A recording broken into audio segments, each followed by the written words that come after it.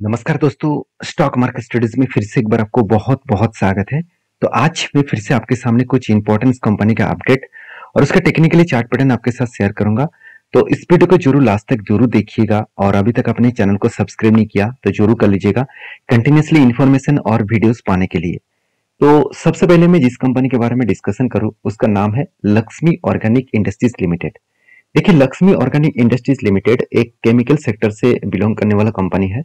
तो chemical sector के जो कैटेगरीज है वो है स्पेशलिटी केमिकल्स के ऊपर कंपनी काम करते हैं। तो कंपनी जब से स्टार्ट हुआ 1989 से स्टार्ट हुआ, तब से लेकर कंपनी का जो बिजनेस चला है वो केमिकल सेक्टर के ऊपर है और वो भी स्पेशलिटी केमिकल्स के ऊपर है। तो कंपनी की जो खासियत है, मैं एक चीज बता दूं, कंपनी स्पेशलिटी केमिकल्स है वो देखा जाए तो कंपनी अलग अलग कंपनीज को एक्वायर भी कर चुके हैं और कंपनी इंडिया को छोड़कर बाहर की कंट्रीज में भी खुद का बिजनेस को फैला कर रखा। 30 कंट्रीज में कंपनी खुद को प्रोडक्ट्स को बेचते हैं और 11 से भी ज्यादा प्रोडक्ट्स कंपनी अलग अलग लोकेशन में बेचते हैं। तो मतलब 11 से भी ज्यादा ऑफिसेस हैं इंडिया लोकेशंस में और 30 से भी ज्यादा कंट्रीज को खुद का प्रोडक्ट को बेचते हैं। तो कंपनी अभी बहुत छोटा है, 7,700 करोड़ के आसपास है। कंपनी का हाई होने का चांसेस बहुत ज्यादा है क्योंकि केमिकल सेक्टर का जो डिमांड है वो हमेशा बढ़ते जाएंगे। तो आज स्पेशलिटी केमिकल्स का डिमांड घटा है, तो आज नहीं तो कल फिर से केमिकल्स का प्रोडक्ट का डिमांड बढ़ेगा। तो कंपनी का आरओसी आरओई में देखा जाए तो कंपनी में एक परसेंटेज वाइज देखा जाए तो एवरेज के नीचे है और कंपनी का एनुअली इनकम अच्छा है और अच्छा खासा डेप्थ ऑफ इक्विटी भी देखने को मिला। तो कंपनी के जो प्रोमोटर का होल्डिंग है वो 72.4% के आसपास होल्डिंग्स है। यहाँ पे भी अच्छा खासा यहाँ पे प्रोमोटर का होल्डिंग्स देखने को मिला है। और सबसे बड़ी बात क्या है आप जानते हैं, कंपनी के आरओसी 3 साल में आज बहुत शानदार था, 15% के ऊपर था और इबिटा मार्जिन भी बहुत शानदार था। क्विक रेशियो भी ठीक ठाक है। कंपनी के एनुअली इनकम में देखा जाए तो कंपनी इस बार सेल्स कम की है क्योंकि स्पेशलिटी केमिकल है तो उसका सेल्स तो कम दिखेगा। कंपनी एक्सपेंस को भी में उसी तरीके से किया और कंपनी का नेट प्रॉफिट पिछले बार 64 करोड़ के आसपास था, इस बार वो घट के हो चुके 38 करोड़। इसका मतलब 50% कंपनी का नेट प्रॉफिट कम हुआ है और इसी तरीके से नेट प्रॉफिट कम होने के कारण शेयर प्राइस के ऊपर एक मतलब एक प्रेशराइज देखने को मिला है। अभी इस कंपनी के जो प्रॉफिट एंड लॉस के जो फिगर है वो दिखा दूं तो साल भर में देखेंगे तो कंपनी कंटिन्यूसली प्रॉफिट को मेंटेन किए। लास्ट 2023 में कंपनी का सेल्स डाउन होने के कारण कंपनी का प्रॉफिट मार्जिन भी कम हुआ और इसी के चलते कंपनी के ऊपर थोड़ा सा यहाँ पे करेक्शन नेगेटिव पॉइंट में देखने को मिला। सेल्स ग्रोथ प्रॉफिट ग्रोथ तो ठीक ठाक ही था, सिर्फ करंट ईयर में कंपनी के ऊपर नेगेटिव देखने को मिला। तो क्या इसमें कंपनी के ऊपर बहुत ज्यादा प्रेशर बनेगा? हाँ, प्रेशर बन ऑलमोस्ट बन चुके हैं और भी थोड़ा सा प्रेशर बन सकते हैं क्योंकि कंपनी का जो बैलेंस शीट है वहां पे देखिए कंपनी का रिजर्व बढ़ा और कंपनी का कर्जा भी इस बार बढ़ा और कंपनी का फिक्स एसेट बढ़ा। उसके साथ साथ कंपनी CWIP में इस बार सबसे ज्यादा इन्वेस्टमेंट करके रखा, मतलब कुछ कामों में पैसा फंसा के रखे हैं जो प्रोसेसिंग खत्म होने के बाद नेक्स्ट ईयर में आपको फिक्स एसेट में ऐड होता दिखेगा। तो ये भी एक प्लस पॉइंट के हिसाब से आपको सोचना चाहिए। तो एज ए इन्वेस्टर, प्रोमोटर से लेकर FSDS पब्लिक हर किसी के पास इन्वेस्टमेंट है, छोटा मोटा है फिर भी इन्वेस्टमेंट है। तो रही बात कंपनी के ऊपर, एज ए लास्ट कुछ फ्यू मतलब डिलीवरी के डेटा दिखा दूं तो आप देखेंगे तो लास्ट कुछ फ्यू डेज में कंटिन्यूसली कंपनी के ऊपर डिलीवरी अच्छा खासा देखने को मिला है। अभी कंपनी के ऊपर शानदार तरीके से एक पैटर्न्स बना है। वो पैटर्न्स कुछ इस तरीके से है कि शोल्डर कम हेड कम यहाँ पे एक शोल्डर बनने के लिए इंतजार कर रहा हूँ। देखिए, जब इस तरीके से शोल्डर कम हेड बनता है तो हायर पॉसिबिलिटी है यहाँ पे एक शोल्डर जरूर क्रिएट करेगा। तो क्यों हायर पॉसिबिलिटी है? पहली बात, यहाँ पे एक स्ट्रॉन्ग रेजिस्टेंस था, उस रेजिस्टेंस को ब्रेकआउट किया। तो देखिए यहाँ पे रेजिस्टेंस को वो फेस भी किया। मैं थोड़ा सा जूम करके आपको दिखा देता हूँ। हाँ देखिए यहाँ पे क्या किया, इस रेजिस्टेंस को वो फेस किया और यहाँ पे देखिए एक रिवर्सल कैंडल्स भी बन रहा है। इसका मतलब फिर से यहाँ पे एक इस तरीके से पैटर्न क्रिएट करेगा और इस पैटर्न कंप्लीट होने के बाद एक reversal head and shoulder pattern जैसे क्रिएट होगा। उसके बाद एक बड़ा धमाका यहाँ पे हो सकता है, तो उस टाइम के लिए मैं इंतजार जरूर करूंगा। तो नेक्स्ट जो कंपनी है जिसके बारे में डिस्कशन करूं उसका नाम है उज्जीवन स्मॉल फाइनेंस बैंक। देखिए, उज्जीवन स्मॉल फाइनेंस बैंक के ऊपर मैं बहुत ज्यादा बुलिश हो चुका हूं क्योंकि इस कंपनी ने जिस तरीके से खुद को रिप्रेजेंट किया, जिस तरीके से खुद को फिर से अलग लेवल्स में लेके आए, तो उस हिसाब से देखा है तो कंपनी में high strength and high stability देखने को मिला है। और उज्जीवन स्मॉल फाइनेंस बैंक कोई मतलब देखा जाए तो अभी भी छोटा सा मार्केट कैप लेकर चला है, तो हायर पॉसिबिलिटी है एक बड़ा होने का कैपेबिलिटी रखते हैं। और सबसे बड़ी बात है कंपनी ने दो मतलब बात ऐसे कही है जिस दो बातों के कारण इस कंपनी का मतलब अर्निंग बढ़ने का चांस बहुत ज्यादा है।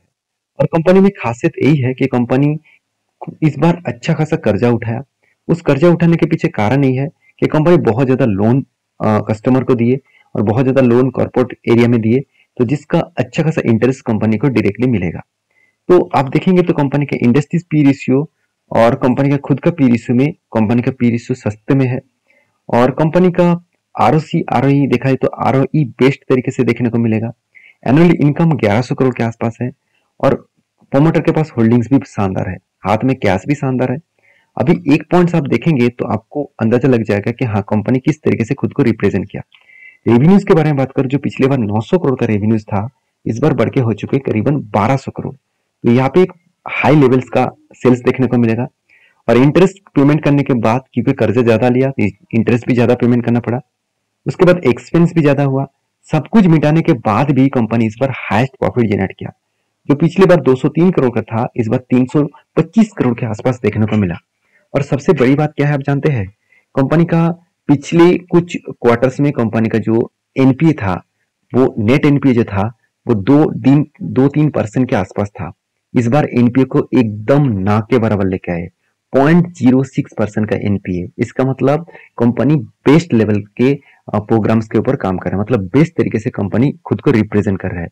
मैं इसलिए इस कंपनी के ऊपर बहुत बुलिश फील करता हूँ, क्योंकि जब कंपनी का मैनेजमेंट इस तरीके से काम कर रहा है तो उस कंपनी में आज नहीं तो कल उसका एक हाई ग्रोथ पॉसिबिलिटी देखने को मिल सकता है। अभी इसका इन्वेस्टर के बारे में बात करूं तो ध्यान दीजिएगा, बीच में एफआईएस ने माल बेच दिया था। उन्होंने क्यों माल खरीदारी की है, कुछ ना कुछ तो कारण होगा। डीएस ने भी माल बेच दिया था, उसने फिर से माल खरीदारी की है। क्यों किया, क्योंकि यही एक कारण है, जो कारण कि मैं आपको बता रहा हूँ कि कंपनी धीरे धीरे करके खुद को अलग लेवल से रिप्रेजेंट कर रहा है, जिसके चलते शेयर के प्राइस जाम होने का चांसेस है। इसके ऊपर एक अपडेट भी है, आप देखेंगे तो उज्जीवन स्मॉल फाइनेंस बैंक आप इंट्रोड्यूसेस जो मैक्सिमम जो saving accounts and business maximum current accounts है, उसके ऊपर प्राइम कस्टमर के सेगमेंट के हिसाब से कंपनी काम करने वाला है। इसका मतलब जो मतलब ज्यादा से ज्यादा बड़े से सेविंग और करंट अकाउंट का कस्टमर्स है, उसके ऊपर बैंक ज्यादा से ज्यादा फोकस रखेंगे। इस तरीके से कुछ बातचीत यहाँ पे किया गया है। तो मेरे हिसाब से एक प्लस पॉइंट के हिसाब से आपको देखना चाहिए इस कंपनी के ऊपर। और रही बात लास्ट कुछ फ्यू डेज का कंपनी के ऊपर डिलीवरी देखेंगे, तो आप देखेंगे तो म्यूचुअल फंड लगातार बाइंग किए, और जो पहले एकदम ना के बराबर था, और एफआईएस ने भी अच्छा खासा बाइंग किए। और इस कंपनी के चार्ट पैटर्न के बारे में बात करूं तो एक शोल्डर कम हेड कम शोल्डर बना था, उसके बाद ब्रेकआउट भी हुए, और ब्रेकआउट कंफर्म होने के बाद देखिए शानदार तरीके से एक टेक्निकली चार्ट पैटर्न बना, और मेरे हिसाब से एक अच्छी तरीके से टारगेट भी अचीव होने के लेवल्स में है। तो जब एंटी बना था तब भी मैं आपको वीडियो बना के बताया था, और जब टारगेट अचीव होगा तब भी मैं आपको वीडियो बना के बताऊंगा। तो 58% का टारगेट यहाँ पे बनने जा रहा है। तो मेरे हिसाब से अभी तक टारगेट नहीं हुआ, तो मैं इंतजार कर रहा हूँ, जब टारगेट बनेगा तो मैं जरूर टारगेट लूंगा। ऐसे अगर करेक्शन हुआ, इसको रिटेस्ट करे तो कोई बात नहीं, मैं इंतजार करूंगा। इंतजार ही मेरे मतलब आज तक की जो मुझे जितने सारे प्रॉफिट मिला, वो सारे के सारे प्रॉफिट पेशेंस के ऊपर मिला। तो सही कंपनी के ऊपर चूज करके, सही टेक्निकल को यूज करके अगर पेशेंट के साथ आप बने रहेंगे तो आपको जरूर प्रॉफिट मिलेगा। ऐसे नहीं कि खराब कंपनी के ऊपर निवेश करके आप पेशेंट के साथ बने हुए हैं और आप आशा रखे हैं कि कंपनी आपको अच्छा खासा रिटर्न देंगे, तो उसमें पॉसिबिलिटी बहुत कम है। तो नेक्स्ट जो कंपनी है जिसके बारे में बात करूं, उसका नाम है टाटा मोटर्स। देखिए टाटा ग्रुप के एक सबसे अच्छा खासा और एक बेस्ट कंपनी है। और टाटा मोटर्स 2018 में इस कंपनी का 2018 के बाद इस कंपनी का हालत बहुत खराब हो गया था, क्योंकि ऑल ओवर ऑटो सेक्टर में स्लो डाउन था, ऑटो का मार्केट में डिमांड कम हो गया था, जिसके चलते टाटा मोटर्स के ऊपर भी हालत खराब हो गया था। और 2018 के बाद वो गिरते गिरते कोविड के टाइम में कंपनी का प्राइस आ गया था 65 रुपीज के आसपास, और उस जगह से आज कितना चल रहा है, आज चल रहा है 640 रुपीज के आसपास। तो यही बात मैं आपको बार बार बोलना चाहता हूँ, अगर कंपनी में दम है, कंपनी का मैनेजमेंट में दम है, कंपनी का विजन लंबा है, तो उस कंपनी के ऊपर कभी भी सस्ते दामों में मिले तो उस कंपनी के ऊपर टूट पड़ना। क्योंकि ये बात मेरे नहीं है, ये बात वॉरेन बफेट जी का है। उन्होंने हमेशा कहा है कि अच्छे कंपनी के ऊपर आपको हमेशा डिस्काउंट प्राइस में माल खरीदना चाहिए। मतलब कोई शेयर का कीमत अगर 100 रुपये चल रहा है और वो कंपनी बहुत बेस्ट है, और कुछ खराब न्यूज के कारण, कुछ खराब सिचुएशन के कारण, all over market slow down के कारण अगर वो प्राइस आपको 50 रुपया मिल रहा है तो 50% डिस्काउंट में मिला है, तो इसका अपॉर्चुनिटी अगर आप खो देंगे तो मतलब मेरे हिसाब से वो लोग कभी मार्केट से पैसा नहीं कमा पाएंगे। पैसा तो वो कमा पाएंगे, मल्टीपल रिटर्न जनरेट नहीं कर पाएंगे। तो मेरे हिसाब से टाटा मोटर्स के ऊपर ज्यादा कुछ बोलने का जरूरत नहीं। वैसे दो पॉइंट्स आपके साथ शेयर करूंगा, वो दो पॉइंट्स बहुत इंपॉर्टेंट है। वो क्या है?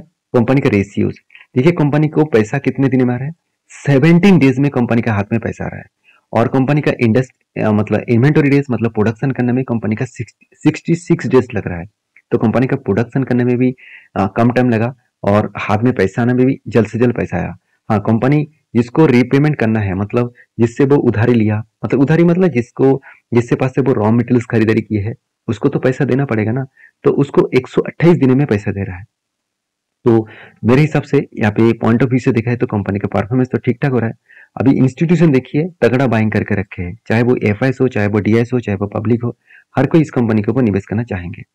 तो और रही बात इस कंपनी के म्यूचुअल फंड बारे के बात करूं, तो नेक्स्ट जो कंपनी है जिसके बारे में बात करूं उसका सॉरी टाटा मोटर्स का जो टेक्निकली चार्ट पैटर्न है वो मैं पहले आपको दिखा दूं, उसके बाद मैं नेक्स्ट कंपनी के बारे में डिस्कशन करूंगा। देखिए यहाँ पे क्या बना था, एक शोल्डर, उसके बाद एक बिग हेड बना, उसके बाद एक शोल्डर भी बना और इसको अच्छा शानदार तरीके से ब्रेकआउट भी किए और यहाँ पे शानदार तरीके से टारगेट अचीव भी होने जा रहा है। अगर इस लेवल तक 700 रुपीज के आसपास अगर टारगेट बने तो 30% के आसपास टारगेट बन सकते हैं। तो आपका क्या राय है इस कंपनी के ऊपर, जरूर कमेंट्स करके बताना। नेक्स्ट जो कंपनी है उसके बारे में बात करूं, उसका नाम है PFC, power finance company. Power finance company एक साल में आपका फंड 2x नहीं 3x कर दिया। ठीक है, 100 का प्राइस का शेयर 300 में चल रहा है, तो आपका फंड 3 गुना कर दिया। तो सोचिए इतना बड़ा तगड़ा जर्नी दिखाने के बाद बोर्ड ने एक बहुत बड़ा अनाउंसमेंट किया। वो अनाउंसमेंट क्या है उसको दिखने से पहले देखिए जर्नी देख लीजिए, 100 से 300 तक इतना बड़ा जर्नी पीएफसी के ऊपर आज तक की एक साल में आज तक में कभी नहीं हुआ। क्योंकि पीएफसी जैसे कंपनीज के ऊपर इन्वेस्टर इन्वेस्ट करते हैं एज ए डिविडेंड के लिए, तो इतना शानदार रिटर्न भी दिया और डिविडेंड भी अच्छा खासा दिया। और इस बार कंपनी एक बड़ा अनाउंसमेंट भी किया, वो है बोनस का। कंपनी हर 4 शेयर में 1 शेयर बोनस के हिसाब से देने वाला है और वो भी कब देगा, 21 तारीख को। मतलब देखा जाए तो एक अच्छा खासा बोनस मिलेगा और उस डेट के लिए आप इंतजार करना। और आई होप सारी जानकारी आपको मिल चुका है। तो वीडियो अच्छा लगे तो प्लीज लाइक करना। वीडियो को एजुकेशन पर्पस में आपके पास में शेयर किया हो तो प्लीज इसको कोई भी रिकमेंडेशन मत समझना। वीडियो अच्छा लगे तो प्लीज दोस्तों के साथ शेयर भी करना। मिलते नेक्स्ट वीडियो में, तब तक के लिए अच्छे से रहिए, अपने ख्याल रखिए। धन्यवाद।